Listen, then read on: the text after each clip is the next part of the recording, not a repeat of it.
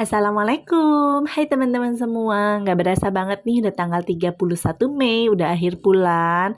Teman-teman sebagian udah ada yang gajian ya, mungkin ada yang tanggal 25 atau di akhir bulan ini atau nanti di awal bulan. Tanggal berapapun gajiannya jangan lupa dibikin anggaran keuangan ya. Nah, di video kali ini aku mau sharing lagi tentang cara aku mengatur keuangan rumah tanggaku atau keluargaku. Tapi sebelum aku buat anggaran keuangan, aku mau bukain paket dulu nih. Jadi kemarin aku baru banget beli beberapa barang kebutuhan untuk aku bikin budgeting atau bikin anggaran keuangan ya. Tadi ada isi binder, karena isi binder aku tuh udah habis banget pas aku mau bikin anggaran keuangan, ternyata isinya tuh nggak ada, kertasnya nggak ada, jadi aku order lagi. Aku juga beli brush pen, karena sebelumnya aku pakai spidol, tapi spidol aku tuh dipakai sama anak-anak juga, jadi udah pada habis juga.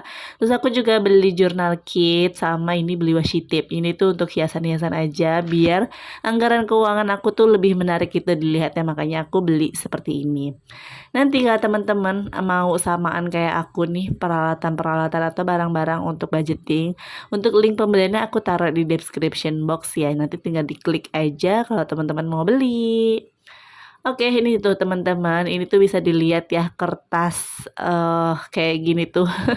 Dicoret-coret sama anak aku karena aku juga sih yang salah naruhnya sembarangan, terus anak aku lihat ini tuh katanya nggak ada gambarnya, makanya dicoret-coret sama dia, padahal di baliknya tuh ada gambarnya, tapi udahlah nggak apa-apa.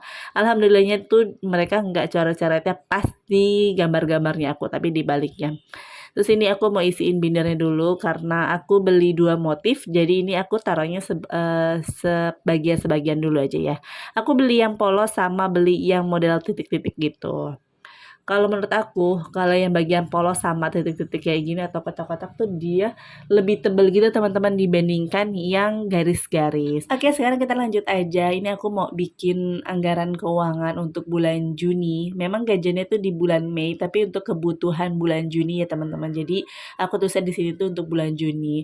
Untuk mengatur keuangan ini, aku tuh menggunakan metode Kakaibo ya, atau metode yang digunakan orang Jepang, udah terkenal banget di sana. Jadi itu metodenya tuh seperti apa nanti akan aku jelaskan di video ini. Jadi pastikan teman-teman nontonin video aku sampai selesai ya. Untuk mengatur keuangan seperti ini, banyak banget metode yang bisa teman-teman gunakan, seperti metode persentase, contohnya seperti 50-30-20%, atau 70-30%, atau 60-20-20%, atau metode Kakaibo yang udah aku jalan itu sekitar kurang lebih 8 bulan terakhir. Aku selalu menggunakan metode ini untuk mengatur keuangan rumah tanggaku. Kenapa aku lebih memilih menggunakan metode Kakaibo ini dibandingkan metode persentase untuk mengatur keuangan? Karena aku merasa lebih enak, lebih nyaman dan lebih pas gitu di aku untuk mengatur keuangan dengan metode ini gitu. Tapi teman-teman nanti disesuaikan aja sih, teman-teman lebih enaknya menggunakan metode persentase atau metode Kakaibo ini. Jadi apa sih metode Kakaibo itu? Nah, pertama metode Kakaibo itu adalah di mana kita tuh harus mencatat semua pemasukan bulanan kita. Mau itu misalkan dari full dari suami, atau ada tambahan dari istri, atau ada tambahan-tambahan dari usahanya lain gitu. Pokoknya semua pemasukannya tuh dicatat semuanya. Setelah itu sisihkan di awal gajian untuk ditabung. Ingat ya teman-teman, menabungnya tuh di awal, bukan di akhir, bukan disisakan tapi disisihkan. Tapi kalau teman-teman di sini masih punya kewajiban seperti hutang atau cicilan, itu tuh lebih baik diutamakan itu ya. Nggak apa-apa nggak nabung dulu, tapi yang penting cicilan itu dilunasin dulu gitu. Pokoknya alokasi dana yang harus ditabung, tapi kalau teman-teman punya cicilan ya dicicilin dulu, dibayarkan cicilan dulu. Oke, di sini tadi aku udah catat income aku. Alhamdulillah suami aku setiap bulannya itu gajiannya 7.700.000. Di sini untuk keuangan rumah tangga, karena aku masih belum mempunyai penghasilan, jadi masih full dari suami ya teman-teman. Nah, dari 7.700.000 ini aku selalu saving 30%. Berdasarkan teori yang sehat itu atau yang pas itu nabung sekitar 10-30%. Misalkan teman-teman punya cicilan, cicilannya pun jangan sampai ada melebihi dari 30% itu ya, karena kalau melebihi dari 30% itu tuh bisa bikin keuangan teman-teman tuh jadi nggak sehat gitu. Jadi 30% yang aku saving itu aku bagi-bagi ke beberapa tabungan nih teman-teman, kayak seperti ada asuransi karena aku udah ikut asuransi sama suami.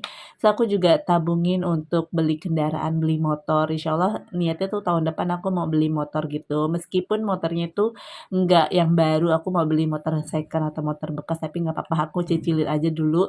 Maksudnya aku cicil nabungnya dulu gitu, mulai dari beberapa bulan terakhir. Aku juga saving, untuk dana darurat, terus untuk pendidikan anak-anak, dan aku sisihin juga sebagian sedikitnya itu untuk liburan. Untuk nyenengin diri lah gitu, hasil dari kerja keras kita selama ini. Oke, setelah dari saving, jadi totalnya itu sebesar 2.330.000% dari 7.700.000 ya teman-teman. Oke, setelah kita tulis income kita, terus udah di-saving juga, sekarang saatnya kita alokasikan anggaran untuk kebutuhan yang lainnya. Nah, pertama di sini aku mau alokasikan dulu atau aku anggarkan dulu untuk kebutuhan giving. Ini tuh untuk berbagi gitu ya teman-teman, untuk sedekah. Pokoknya jangan lupa sedekah ya teman-teman. Seberapapun penghasilan kita, diutamakan sedekah. Kalau misalkan penghasilan teman-teman udah setara dengan 85 gram emas, boleh banget nih dibayarkan zakatnya sebesar 2,5% dari penghasilan teman-teman ya. Nah, di sini juga aku alokasikan untuk kasih ke orang tua dan kasih tabungan untuk berkurban. Insya Allah tahun ini aku mau berkurban. Aku udah menabung tabungan kurban ini dari tahun lalu deh. Alhamdulillah udah sedikit-sedikit terkumpul. Nah, setelah itu, setelah aku alokasikan untuk saving, giving, aku juga alokasikan untuk living, untuk kebutuhan selama 1 bulan. Ini aku catat semua ya teman-teman, aku rinciin semua. Ada ke beberapa yang penting, yang kayak wajib, ada beberapa yang sifatnya tuh nggak wajib. Maksudnya tuh kayak nggak tetap gitu, bisa berubah-berubah. Nah, yang tetap itu atau yang wajib itu seperti bayar listrik, bayar iuran sampah, iuran RT itu kan pasti nominalnya tetap gitu ya. Untuk pengeluaran tidak tetapnya seperti belanja bulanan, belanja mingguan, beli pulsa, beli skincare itu tuh sepertinya bisa berubah-berubah gitu ya. Tergantung dengan kebutuhan kita saat itu. Tapi di sini aku gabungin aja tulisnya yang tetap dan tidak tetap. Aku gabungin aja yang penting ini tuh pengeluaran aku selama 1 bulan. Nah, semua pengeluaran itu di sini aku tulis ya, teman-teman. Aku bikin 4 kolom. Ada kolom deskripsi, ada kolom budget, aktual, dan selisih. Nanti untuk aktual dan selisihnya itu aku isi di akhir bulan saat evaluasi. Oke, sekarang aku mau tulisin dulu pengeluaran aku selama 1 bulan. Itu ada seperti belanja bulanan. Belanja bulanan kali ini aku budgetnya tuh dikurangin karena alhamdulillah masih ada beberapa barang-barang yang masih cukup gitu ya. Masih insya Allah cukup sampai nanti akhir bulan, makanya budgetnya aku kurangin. Kalau bulan kemarin aku bikinnya 550.000, tapi untuk belanja bulanan bulan ini tuh aku anggarkan 500.000 aja. Ada juga untuk uang mingguan, minggu pertama, kedua, ketiga, keempat. Ini tuh untuk beli sayur sama uang pegangan atau untuk ya jajan selama 1 minggu ke depan gitu teman-teman. Aku anggarkan 300.000. Misalkan dalam 1 bulan itu ada 5 minggu, karena di sini kan aku bikinnya 4 minggu ya. Misalkan dalam 1 bulan itu ada 5 minggu, biasanya aku tetap anggarkan 4 minggu aja. Nanti sisanya itu aku hemat-hemat aja sih. Pokoknya diatur-atur aja gimana caranya bisa cukup sampai nanti gajiannya lagi gitu. Terus ada juga untuk beli buah-buahan aku juga anggarkan di sini. Terus ada uang jajannya suami. Uang jajannya suami itu aku yang anggarkan juga ya teman-teman. Karena di sini uang gajinya suami itu diserahkan ke aku semua, jadi untuk jajannya suami pun aku yang anggarkan, termasuk uang bensin pun aku yang anggarkan ya. Kalau bulan kemarin aku tuh selalu anggarkan 250.000, tapi itu selalu ngepas banget, bahkan kayak agak kurang gitu sedikit-sedikit. Biasanya kalau kurang gitu suami itu suka pakai uang pegangannya dia, tapi bulan ini aku tambahin 50.000 biar nggak terlalu ngepas untuk uang bensinnya.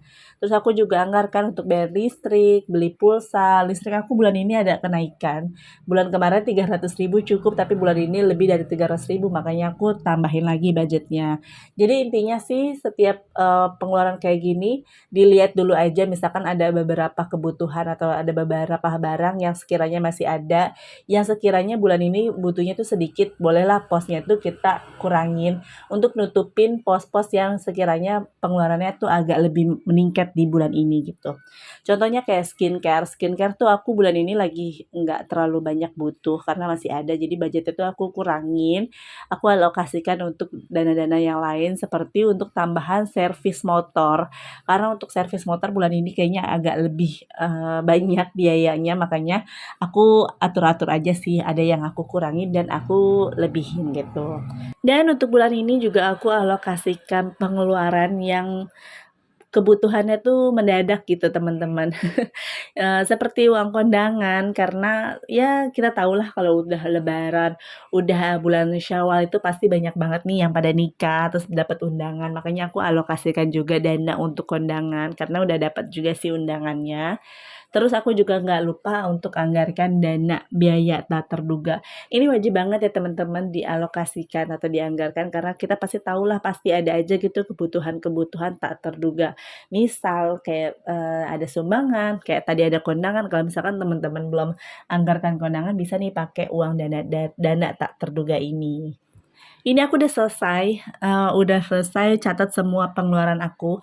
Nah, balik lagi ke metode Kakaibo itu, jadi setelah kita tulis income, kita saving, terus kita tulis semua pengeluaran kita, selanjutnya ini nanti kita masukin atau kita pisahkan uang sesuai sama anggaran yang kita udah buat. Jadi memang harus dipisahkan ya teman-teman, biar uangnya tuh nggak berantakan, biar uangnya jelas gitu, sesuai sama pos-posnya. Misalkan teman-teman bisa pakai dompet disiplin keuangan untuk memisahkan uang ini atau kalau teman-teman nggak punya dompetnya bisa pakai amplop. Yang penting untuk dipisahin aja gitu uangnya. Nanti untuk memisahkan uang akan aku share di video setelah ini ya karena durasinya terlalu panjang kalau aku gabungin. Poin terakhir dari metode Kakaibo adalah yaitu evaluasi di akhir bulan. Jadi di sini kan untuk living tuh aku bikin 4 kolom teman-teman kayak deskripsi, budget, aktual dan selisih. Untuk aktual dan selisih itu nanti akan aku isi di akhir bulan saat aku evaluasi. Jadi sebelum aku gajian untuk bulan selanjutnya, aku tuh tutup buku dulu untuk bulan ini dan aku lakukan evaluasi. Misalkan ada keuangan yang bermasalah nih, misalkan boncos atau apa itu tuh bisa dievaluasi di bulan itu untuk perbaikan bulan-bulan selanjutnya. Itu gunanya untuk evaluasi. Oke, ini aku udah selesai bikin anggaran keuangannya, udah aku jelaskan juga sedikit tentang metode Kakaibo. Jadi mungkin aku cukup sekian dulu aja ya, udahan dulu videonya. Insya Allah besok aku akan sharing lagi tentang gajian atau saat aku masukin keuangan dan aku akan sharing juga tentang tabungan-tabungan aku. Bukan bermaksud pamer, hanya ingin memberikan motivasi ke teman-teman semua dan sharing-sharing aja.